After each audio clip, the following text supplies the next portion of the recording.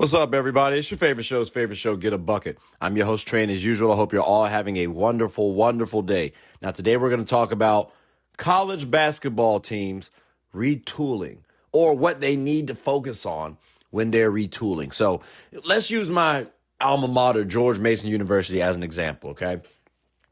Now, when we're thinking about retooling for college, yes, we can talk about the same thing for NBA, but they kind of locked in on contracts. College basketball players, they can really up and leave at any point in time they want to because the whole transfer portal, right? So it's good to focus on your core. And I think when we're thinking about George Mason's team, let's focus on these players right here. You got Korey Mincy. Now that's your player who averaged the most points. All right, he was the highest get a bucket tier, if you will, but he can get a bucket though. I'm not gonna lie to you. Okay, he looked somewhat professional at times, kind of quick with it, averaged 14.3 points, shot solid from the three-point line, about 39%, with 89% from the free throw, 44% field goal percentage. We could uptick that a little bit, but I ain't mad at the splits across the board. Another part of the core we got to focus on is Jahari Long. Now, keep in mind, Korey Mincy is 6'2", and he serves more as their shooting guard. Jahari Long is 6'5", and serves more as their point guard. Now, Jahari, he did pretty decent. I'm not gonna lie to you. I love his poise. I love how he play makes, but also his ability to score as well was not bad. Give him 45, 83, 38 splits from the field. That's not bad at all. So again, when we're talking about your core, it's got to be Korey Mincy and Jahari Long when we're talking about here going forward. Now, who else can we focus on, though? Because, again, when we're talking about the core, it's got to be a couple of people. Because if not, then you got to hit the transfer portal or even think about just blowing it up and rebuild all together. So we're thinking retool for George Mason, but it focuses on who's coming back. Riley Allenspach. Now, that's their 6'11". It's crazy because he's listed as a forward, even though he should be a center. All right, that's the position that he played on the team. Hear me out, though. We need to have more blocks from Riley. I pointed out that Korey could uptick his field goal percentage a little bit. Jahari Long, he did his thing too, but again, the field goal percentage specifically, we could uptick a little bit. Everything else I'm cool with. Riley, I need to see a little bit better. Now, his field goal percentage was solid. He's more offensive minded, and that's why I'm okay with him being part of the core. All three of these players scored 12-plus points for George Mason. But I would love to see Riley's free throw percentage go up from 68%. And then that 31% from three is respectable from a big. But I'd love to see if we can get there maybe at a 34% clip. Because now that makes it a little bit tougher. He can stretch out the floor, allowing someone like Korey or Jahari Long to attack the basket a little bit more. Or maybe even some of their forwards that George Mason had. But again, their core, Korey Mincy, Jahari Long, and Riley Allenspach. Now, some other players that we may need to consider, because, again, those are the stars, the quote-unquote stars, right? Well, every star needs to have a supporting cast. And I mentioned how Riley is more offensive-minded than defensive, right? Okay, cool. So with that being said, it would be nice if George Mason could focus on some rim protection. So again, ladies and gentlemen, notice we're talking about the core, but then who amplifies that core? Who helps support that core? I'm looking at someone like Dola Adabayo. Hopefully he can stay, but he didn't get that much tick. He started at the beginning of the season. For some reason, lost his starting spot. But the crazy thing is he plays less minutes, half the minutes that Riley does, and gets the same amount of blocks. Matter of fact, him and, what's the boy's name? Kanga. Him and Kanga, Emmanuel Kanga, they need to stay. Like, George Mason needs to prioritize them. Both of them are 6'8" forwards, right? Dola's listed as a senior, but he might still have more eligibility. Emmanuel Kanga is a freshman, okay? So let's keep that in mind. So we got Kanga and we got Adabayo, both who could do pretty well from a rim protecting perspective. But they're also 6'8" forwards. So they can guard centers or power forwards or small forwards at times, especially in college. But they give us the rim protection that we need, so that way the core, which is Korey Mincy, Jahari Long, and Riley Allenspach, can do their thing. Oh, by the way, these boys can also score a little bit too. I'm not talking about overly stout, but like they're not slouches either. They just weren't put in the best situations all the time. Because again, they're the role players, the energy guys. But you need energy guys when you got 3 players who are trying to consistently score. Now, another player to consider who could also be in the running for maybe leaving is Fatt Hill. Now, Fatt is a senior, but he might have more eligibility left in the tank. Fatt also gave us about 10 points. I would love to see him shoot a lot better from the 3, actually. Jesus, 28%, that's tough. But his 49% from the field ain't nothing to scoff at. And when I watched him as an on-ball defender, he won't bad.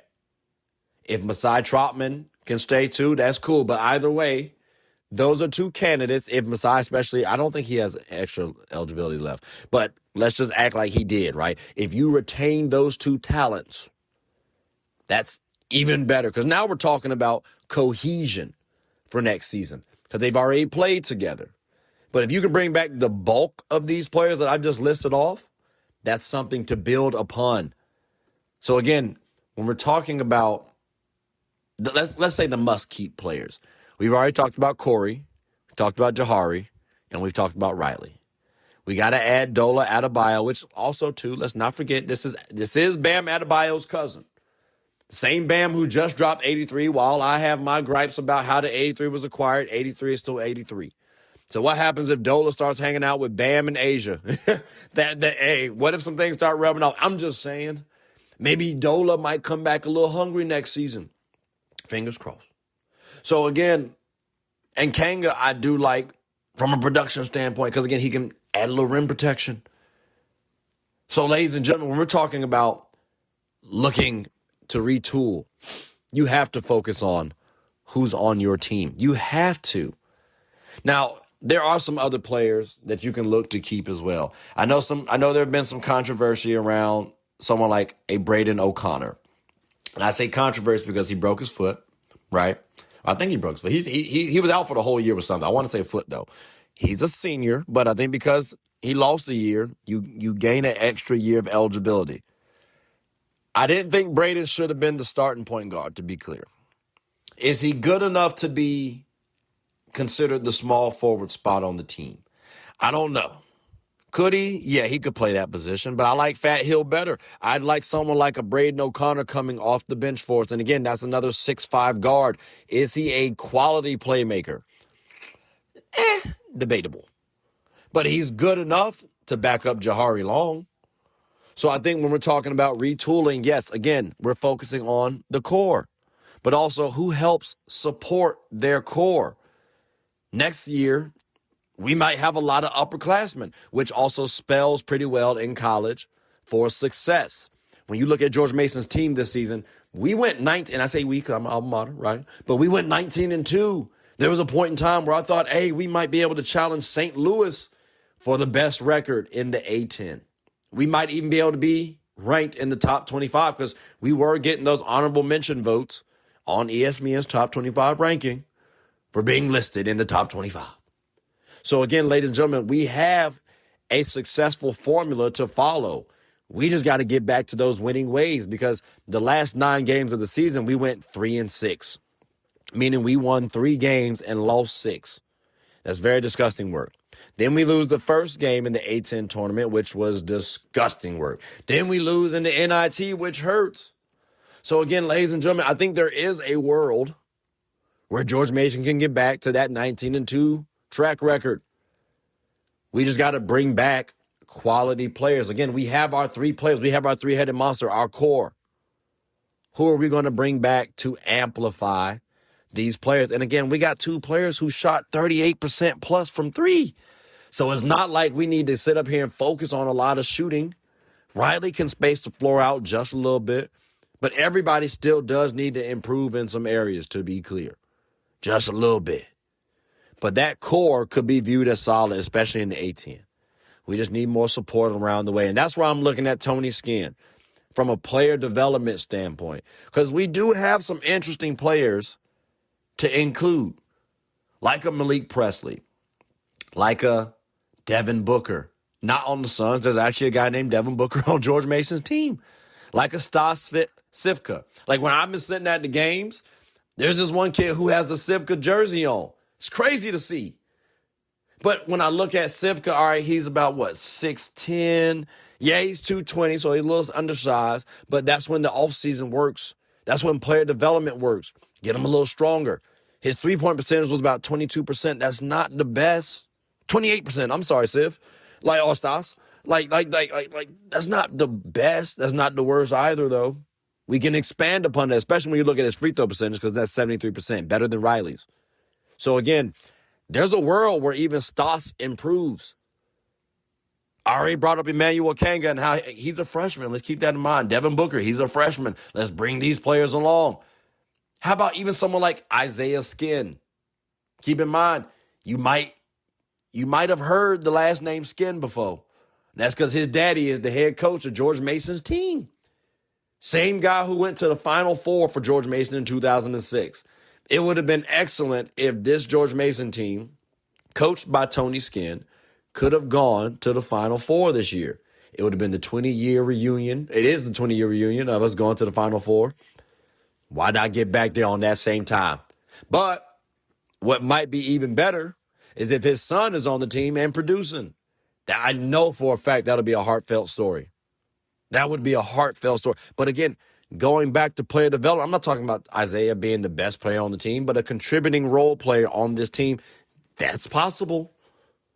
6-foot guard, could he come up and maybe replace or give Korey Mincy some minutes? That could happen as a sophomore too. Yes, that could happen. Even if we're talking about mid-majors, it could happen. It just depends on how the player development during the offseason goes. So again, ladies and gentlemen, we got to think positively, optimistically about how to retool your team. And again, it starts from assessing your squad. Who's your core team? What are the deficiencies amongst your team? I can tell you right now, George Mason, you have a strong core. You have some quality role players.